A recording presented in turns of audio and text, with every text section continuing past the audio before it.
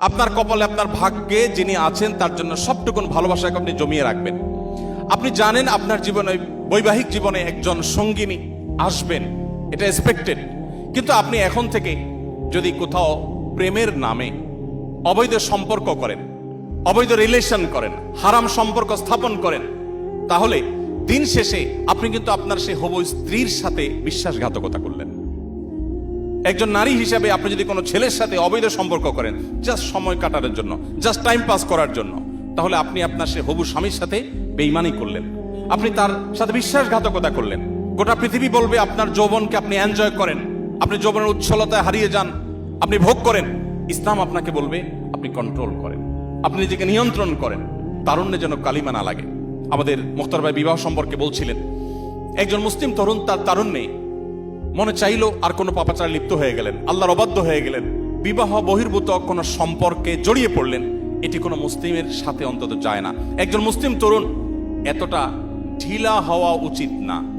যেখানে খুশি সেখানে তিনি কাত হয়ে গেলেন, সেখানে তিনি এঙ্গেজ হয়ে গেলেন, নত হয়ে গেলেন, এটা মুসলিম তরুণের সাথে অন্তত যায় না। বিশেষ করে কোনো মানুষ বিবাহিত লাইফে থাকলে, তিনি যুগলবন্দি জীবনে থাকলে অন্য কারোর সাথে সম্পর্ক রাখাটাকে গোটা পৃথিবীর সকল সমাজ খারাপ মনে করে। এটাকে মনে করা হয় নীতিহীনতা, যে তুমি একজন স্ত্রী থাকা সত্ত্বেও আরেক নারীর প্রতি কেন আসক্ত, স্বামী থাকা সত্ত্বেও আরেক পুরুষের প্রতি কেন আসক্ত, এটাকে গোটা পৃথিবীর মানুষ দোষের বিষয় মনে করে। নবী করিম সাল্লাল্লাহু আলাইহি ওয়াসাল্লাম যে জীবন দর্শন আমাদেরকে দিয়ে গেছেন সেটা এর চাইতে আরো কয়েক ধাপ এগিয়ে।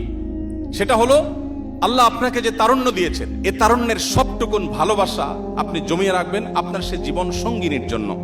যেই যুবক তার তারুণ্যকে, তার যৌবনের চাহিদাকে কন্ট্রোল করতে পারে না, নিয়ন্ত্রণ করতে পারে না, তার চরিত্রকে হেফাজত করতে পারে না, তার সম্ভ্রমকে সংরক্ষণ করতে পারে না, এই যুবক আব্দুল্লাহ ইবনে ওমরের উত্তরসূরি হতে পারে না, এই যুবক ওমর রাদিয়াল্লাহু তাআলার উত্তরসূরি হতে পারে না, এই যুবক মুহাম্মদ সাল্লাল্লাহু আলাইহি ওয়াসাল্লামের অনুসারী হতে পারে না, এই যুবক কখনো আব্দুল্লাহ ইবনে মাসউদের অনুসারী হতে পারে না, এই যুবক সেই সকল সাহাবীদের অনুসারী হতে পারে না যেই সাহাবীরা মক্কার যাযাবর থেকে অর্ধ পৃথিবীর বাদশাহী করেছেন।